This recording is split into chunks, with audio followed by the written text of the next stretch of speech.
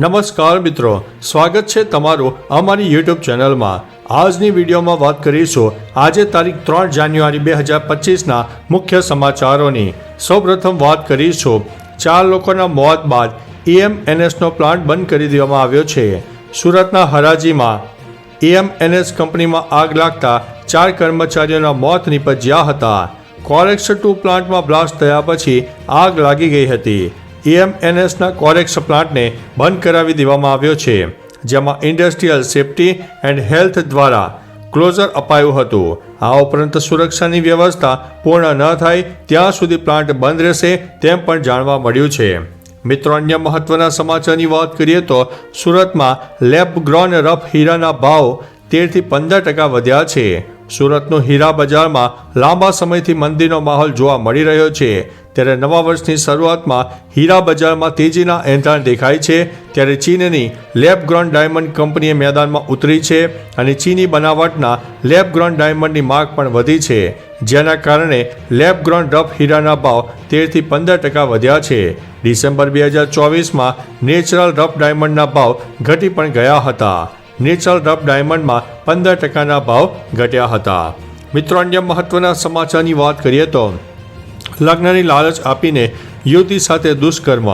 મહેસાણામાં લગ્નની લાલચ આપીને કોલેજમાં અભ્યાસ કરતી એક યુવતી સાથે દુષ્કર્મ થયું હોય તેવી ઘટના પ્રકાશમાં આવી છે। આ યુવતી પર હોસ્ટેલમાં રહેતી વિદ્યાર્થીની સાથે તેની જ કોલેજમાં અભ્યાસ કરતા યુવકે લગ્નની લાલચ આપીને 3 થી 4 વખત દુષ્કર્મ આચર્યું હતું। જો કે ત્યારબાદ લગ્ન ન કરતા યુવતીએ મહેસાણા તાલુકા પોલીસમાં દુષ્કર્મ અંગે ફરિયાદ નોંધાવી છે। યુવક અને યુવતીને ફોટો બતાવીને બ્લેકમેલ કરતો હતો।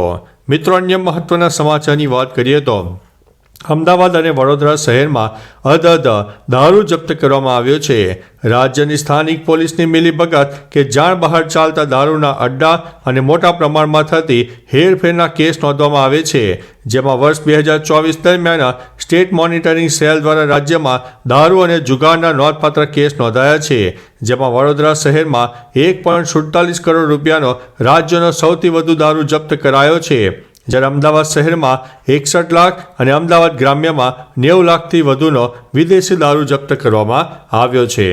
મિત્રો, અન્ય મહત્વના સમાચારની વાત કરીએ તો બાપુનગરમાં બુટલેગરના ઘરે ફર્યું છે બુલડોઝર।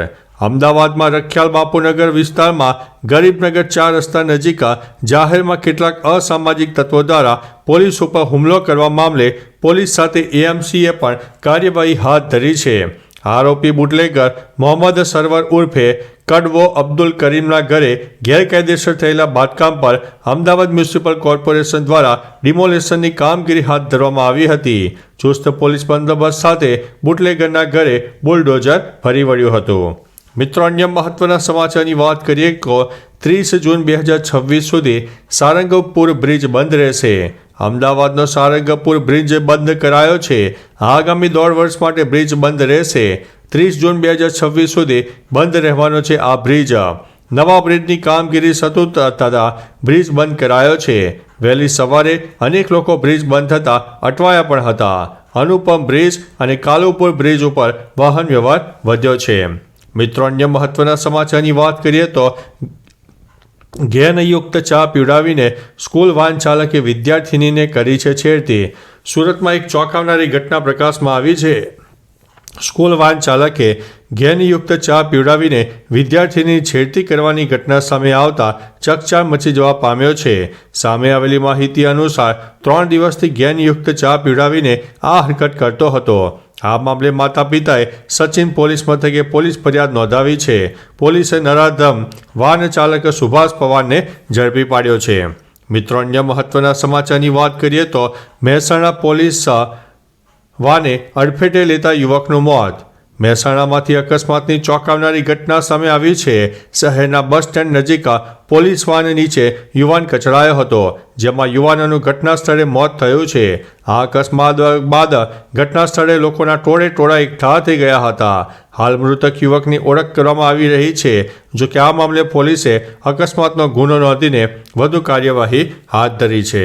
મિત્રો, અન્ય મહત્વના સમાચારની વાત કરીએ તો મહિન્દ્રા વાહનોની જબરદસ્ત માંગ સામે આવી છે. ડિસેમ્બર મહિનામાં પણ મહિન્દ્રાના વાહનોની જબરજસ્ત માંગ રહી છે. કંપની દ્વારા આપવામાં આવેલી માહિતી અનુસાર ડિસેમ્બર 2024માં તેનું કુલ ઓટો વેચાણ 69,768 વાહનોનું હતું, જે નિકાસ સહિત 16% વધારે હિસ્સો દર્શાવે છે. મહિન્દ્રાએ સ્થાનિક બજારમાં 41,424 વાહનોનું વેચાણ કર્યું છે, જેમાં 18%ની વૃદ્ધિ અને નિકાસ સહિત એકંદરે 42,958 વાહનોનું વેચાણ થયું છે. કોમર્શિયલ વાહનોનું સ્થાનિક વેચાણ 19,502 રહ્યું છે. મિત્રો, અન્ય મહત્વના સમાચારની વાત કરીએ તો કાનપુરમાં ફરી એકવાર ટ્રેન પલટાવાનું ષડયંત્ર. કાનપુરના શિવરાજપુરમાં બરાજપુર રેલવે સ્ટેશનના પશ્ચિમમાં 45 નંબર ક્રોસિંગ પાસે રેલવે ટ્રેક પર ખાલી ગેસ સિલિન્ડર મળી આવતા ખળભળાટ મચ્યો છે. આ ઘટના મંગળવારે રાત્રે બની હતી. રેલવે પોલીસ અને જીઆરપીએ ગેસ સિલિન્ડરનો કબજો લઈને તપાસ શરૂ કરી છે. એસપી જીઆરપીએ બુધવારે સ્થળ ઉપર જઈને તપાસ હાથ ધરી હતી અને કેટલાક તોફાની તત્વોની સંડોવણી હોવાની પણ આશંકા વ્યક્ત કરી હતી. તો ચાલો મિત્રો, ફરીથી દેશ અને દુનિયાના સુપરફાસ્ટ સમાચાર લઈને મળતા રહીશો. ત્યાં સુધી અમને રજા આપશો. નમસ્તે.